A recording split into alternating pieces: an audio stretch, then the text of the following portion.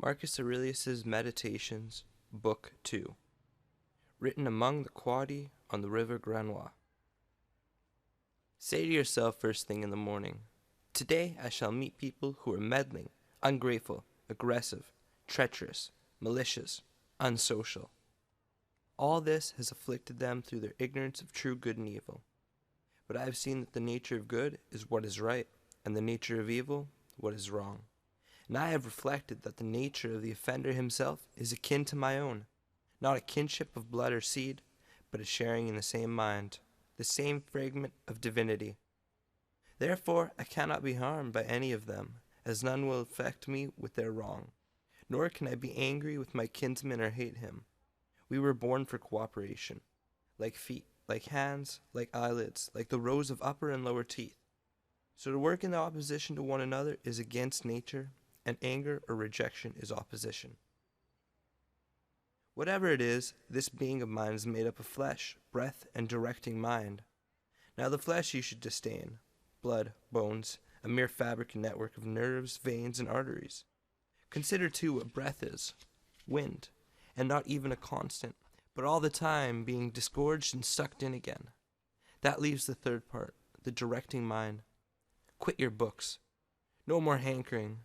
This is not your gift. No, think like this, as if you were at point of death.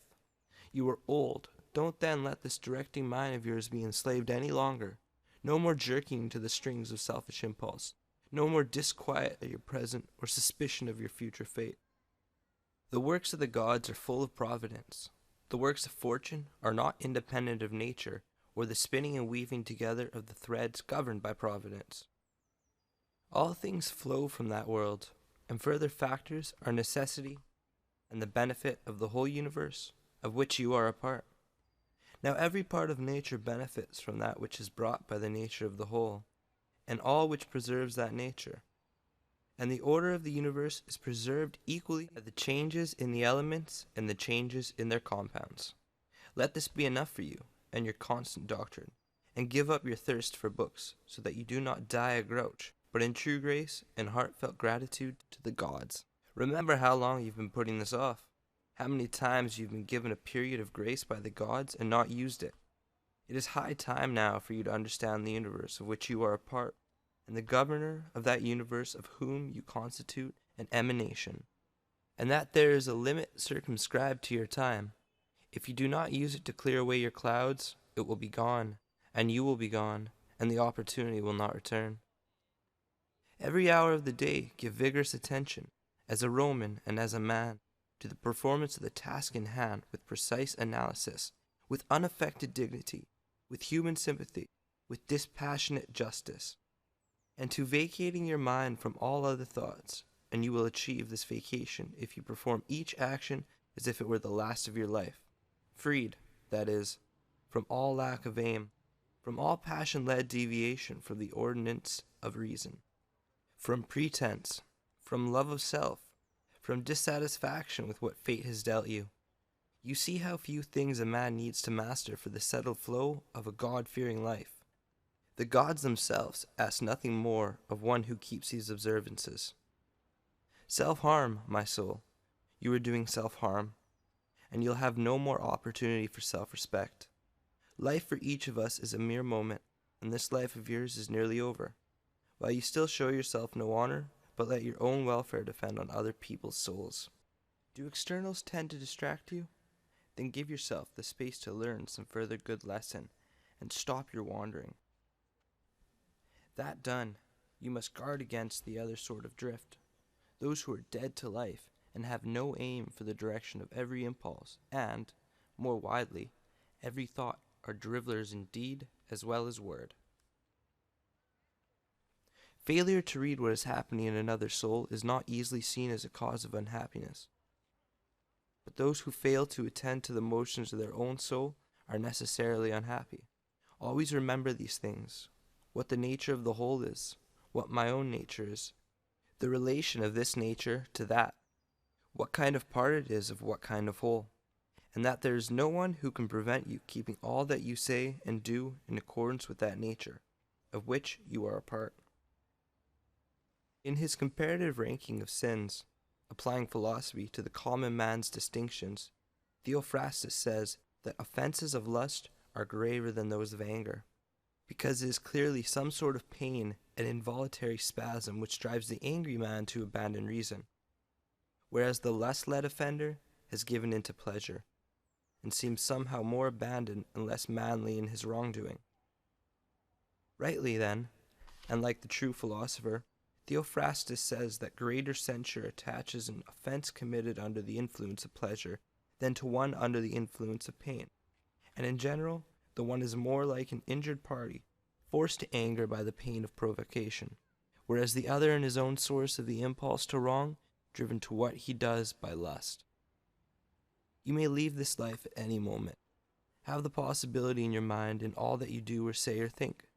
Now departure from the world of men is nothing to fear, if gods exist, because they would not involve you in any harm. If they do not exist, or if they have no care for humankind, then what is life to me in the world devoid of gods or devoid of providence? But they do exist, and they do care for humankind, and they put it absolutely in man's power to avoid falling into the true kinds of harm. If there were anything harmful in the rest of experience, they would have provided for that too, to make it in everyone's power to avoid falling into it. And if something cannot make a human being worse, how could it make his life a worse life? The nature of the whole would not have been blind to this, either through ignorance or with knowledge unaccompanied by the power to prevent and put right, nor would it have made so great an error, through lack of power or skill, as to have good and bad falling indiscriminately on good and bad people alike. Yes, death and life, fame and ignominy, pain and pleasure, wealth and poverty, all these come to good and bad alike, but they are not in themselves either right or wrong, neither then are they inherent good or evil. How all things quickly vanish, our bodies themselves lost in the physical world, the memories of them lost in time.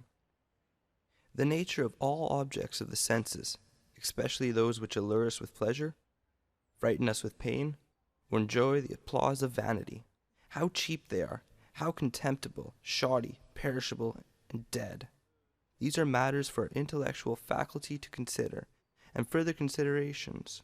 What are they, these people whose judgments and voices conferred in high esteem? What is death?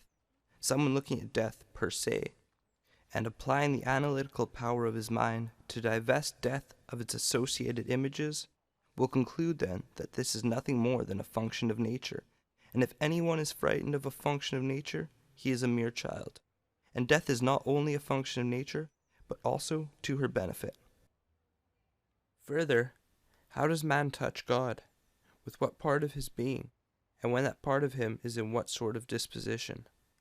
Nothing is more miserable than one who is always out and about, running round everything in circles, in Pindar's words, delving deep in the bowels of the earth, and looking for signs and symptoms to divine his neighbor's minds. He does not realize that this is sufficient to consider it solely on the divinity within himself, and to give it true service. That service is to keep it uncontaminated by passion, triviality, or discontent at what is dealt by the gods or men. What comes from the gods demands reverence for their goodness. What comes from men is welcome for our kinship's sake, but sometimes pitiable also, in a way because their ignorance of good and evil, and this is no less a disability than that which removes the distinction of light and dark.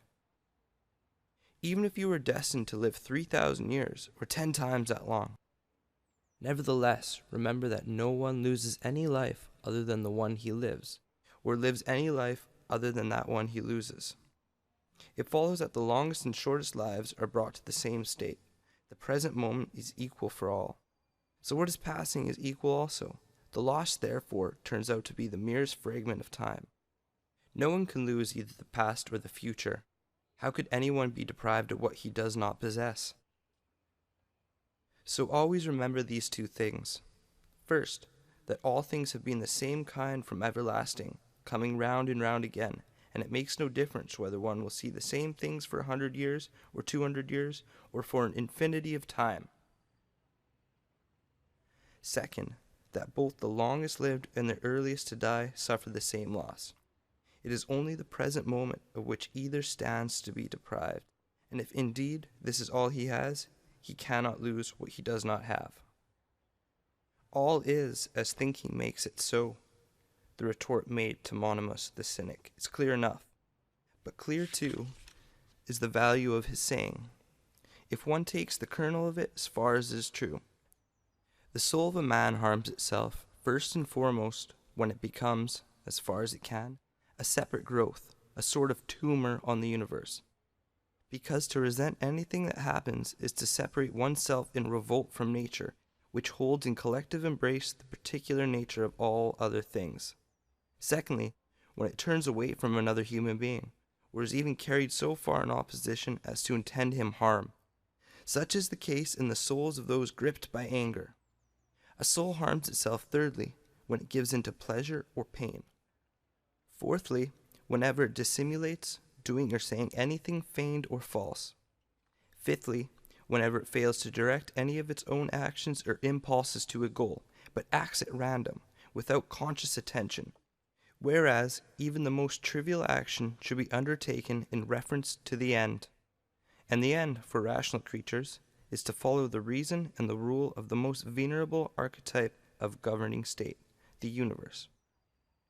In man's life, his time is a mere instant, his existence a flux, his perception fogged, his whole bodily composition rotting, his mind a whirligig, his fortune unpredictable, his fame unclear.